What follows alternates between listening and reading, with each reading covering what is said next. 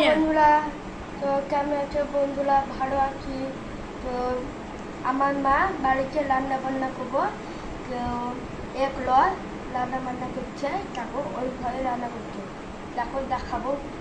দেখো দেখতে পেলে কে রান্না বান্না করছে, দেখো। হ্যালো বন্ধুরা, তো দেখতেই পাচ্ছ আমি চলে এসেছি এখানটায় এগরোল করতে।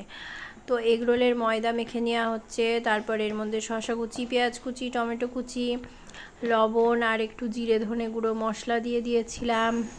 দিয়ে ভেতরের পুরটা ভরে নিচ্ছিলাম, তারপরে সস দিয়ে দিলাম। তো সেটা দিয়ে ভালো করে চামচ দিয়ে নেড়ে চেড়ে রেখে দিয়েছিলাম।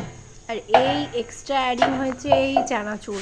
ছেলে বলছিল চানাচুর দিতে, তাই এগরোলের মধ্যেই চানাচুর দিয়ে দিয়েছিলাম। যাই হোক, মানে ও যেহেতু বাইরেকার খাবার একবার খেয়েছে, খাই, তবে খেয়ে এবার প্রচণ্ড পেটে যন্ত্রণা হয়েছিল। কোথা থেকে খেয়েছে স্কুলে গিয়ে, দিয়ে তারপরে পেটের ব্যথাতে ইঞ্জেকশন নিতে হয়েছে। তো ভয়ে এখন আর সন্ধেবেলার বায়না আর বাইরের না, এখন বাড়ির। তো সেই জন্যই ওর বায়নায় এগরোল বানিয়ে নিয়েছিলাম। তো দেখতেই পাচ্ছ। যাই হোক, ময়দা মেখে বেশ আমাদের পরোটার মতো তৈরি করা হচ্ছিল। তো পরোটার মতো তৈরি করে নিয়ে তারপরে ডিমের অমলেট ভেজে দিয়ে তারপরে আমরা তৈরি করে নিয়েছিলাম এগরোল। তো দেখে নাও প্রসেসটা, তোমরাও বাড়িতে করবে। বাড়িতে অনেকেই খেয়েছো যদিও। তো এগরোল বেশ যাই হোক ভালোই হয়েছিল খেতে।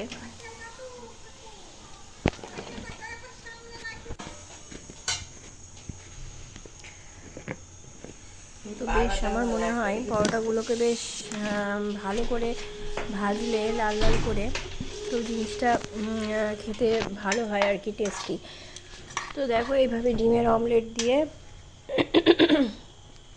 পরোটার পুর তৈরি করে নিয়ে এইবার পরোটাটা মানে ডিম দিয়ে তৈরি করে নিয়ে এইবার আমি এই মিক্সড করা ব্যাটারটা দিয়ে দিচ্ছিলাম।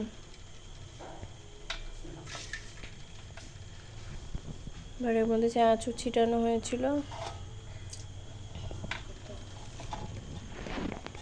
দিয়ে তো এইভাবে রোল করে নিলাম।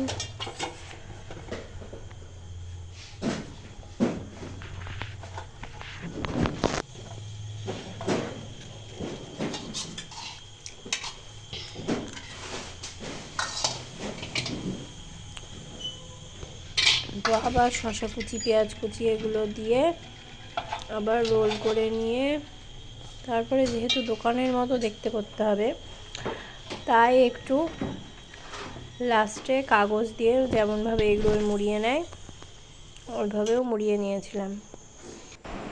বন্ধুরা, মা বাড়িতে রান্না করেছে, একদম দারুণ লাগছে।